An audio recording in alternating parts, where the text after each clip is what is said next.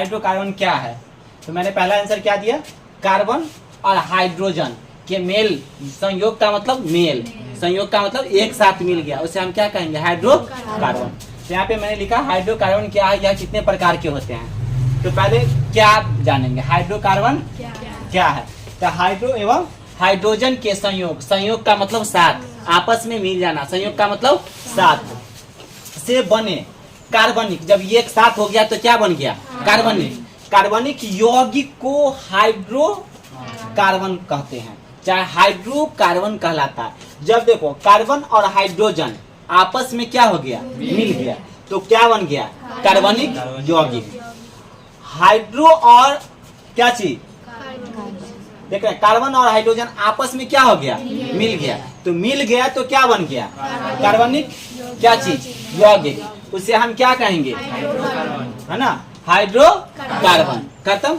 लेकिन अब हाइड्रोकार्बन कितने प्रकार के होते हैं, तो 3 प्रकार के होते हैं। कौन, हाइड्रोकार्बन। अब कहेंगे हाइड्रोकार्बन अगर परीक्षा में लिखना हो तो हम तो यहाँ शॉर्ट लिखे हैं, अब इसको आंसर दिए, तो आप आंसर देने का एक लाइन और बढ़ाएंगे और लिखेंगे क्या मालूम है, हाइड्रोकार्बन 3 प्रकार के होते हैं। हाइड्रोकार्बन कितने प्रकार के होते हैं, एक लाइन तो ये बढ़ गया। हाइड्रोकार्बन कितने प्रकार के होते हैं, 3 प्रकार के होते हैं। जैसे 3 प्रकार के होते हैं तो उसके बाद लिखेंगे 3 प्रकार के हैं और नीचे लिखेंगे ये निम्नलिखित, ये निम्नलिखित। अब 1 नंबर में मैंने क्या लिखा, संतृप्त हाइड्रोकार्बन। कौन हाइड्रोकार्बन, संतृप्त, संतृप्त हाइड्रोकार्बन, जैसे में एल्केन, मेथेन और इथेन। तो आपको अभी संरचना सूत्र बनाते हैं, इसमें आपको पहले से पता है कि मेथेन के रासायनिक सूत्र क्या होता है, CH4 यानी C पर हाइड्रो कितने रहते हैं, 4 को बॉन्ड बनाते हैं ना आप।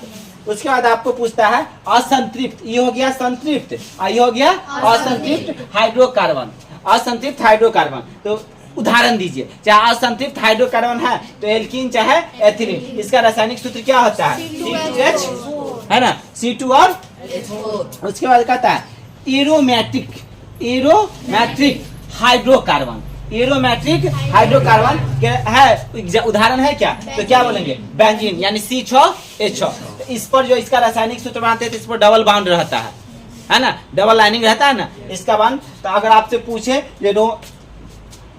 एरोमेट्रिक हाइड्रोकार्बन का एक उदाहरण दीजिए तो आप क्या बोलिएगा, बेंजीन। उसके बाद आपको असंतृप्त हाइड्रोकार्बन के एक उदाहरण दे तो आप क्या बोलिएगा, एल्कीन चाहे एथिलीन यानी C2H4। उसके बाद आपको कहेगा संतृप्त हाइड्रोकार्बन का एक उदाहरण दे तो आप क्या बोलेंगे, एल्केन या मेथेन यानी CH4 नहीं तो इथेन C2 और यही ना।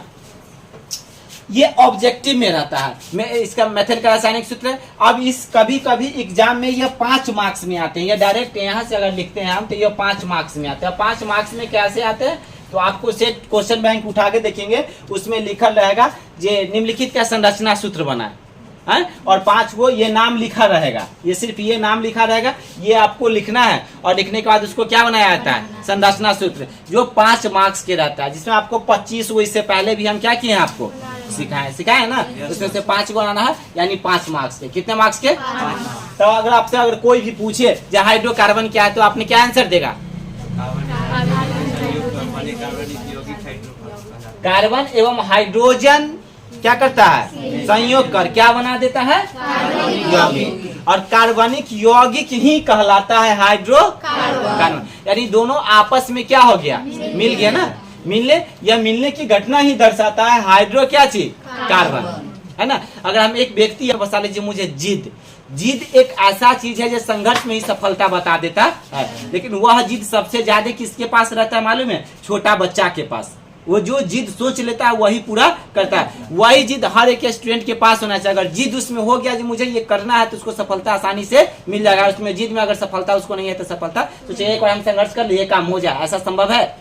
एक बच्चा अगर गिरता है तो क्या उसको उठने का क्षमता रहता है, नहीं रहता। और उस बच्चे को हाथ अगर हम पकड़ते हैं, उसको कहते हैं इधर आ जाओ, इधर आ जाओ, इधर तो एक बार चाहता है जो हम तेजी से क्या कर जाए, दौड़ जाए, लेकिन फिर क्या हो जाता है, गिर जाता है। फिर उसको उठाते हैं तो उठते गिरते एक समय इतना तेजी से दौड़ने लगता है, इसका कोई जवाब नहीं। तो एक बच्चा जब इतना परिश्रम करता है चलने के लिए, उठने के लिए, बैठने के लिए, ऐसा तो जब बच्चा जन्म लिया एकाएक दौड़ने लगता है, बच्चा जन्म लिया एकाएक चलने लगता है, नहीं, वो भी संघर्ष करता है। उसके पास जिद हो गया जी हम चल लें, तो आसानी से एक समय चल लेता है कि नहीं चल लेता है। उसी तरह हर एक स्टूडेंट के पास क्या होना चाहिए, जिद, और वह जिद हमेशा संघर्ष का होना चाहिए, वो पूरा 100% होता है।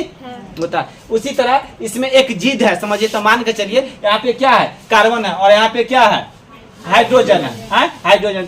कार्बन हाइड्रोजन क्या हो गया, आपस में मिल गया। मिलने के बाद क्या बन गया, कार्बनिक यौगिक। कार्बनिक यौगिक ही क्या कहला गया, हाइड्रोकार्बन। अगर यह दोनों नहीं मिलता क्या तो हाइड्रोकार्बन बनता नहीं बनता, क्या यौगिक बनता नहीं बनता। आपको इससे पहले ये बताया गया क्या यौगिक क्या है, अनेक पदार्थ के कण सूक्ष्म आपस में मिल जाते हैं, उसे हम क्या कहते हैं, यौगिक कहते हैं। अगर ये दोनों अलग अलग हो जाता तो क्या यौगिक बनता, यौगिक नहीं बनता। ये दोनों मिल गया, दोनों मिलने की घटना को क्या कहा है, कार्बनिक यौगिक। कार्बनिक यौगिक क्या दूसरा नाम क्या पड़ गया, हाइड्रोकार्बन। कुछ है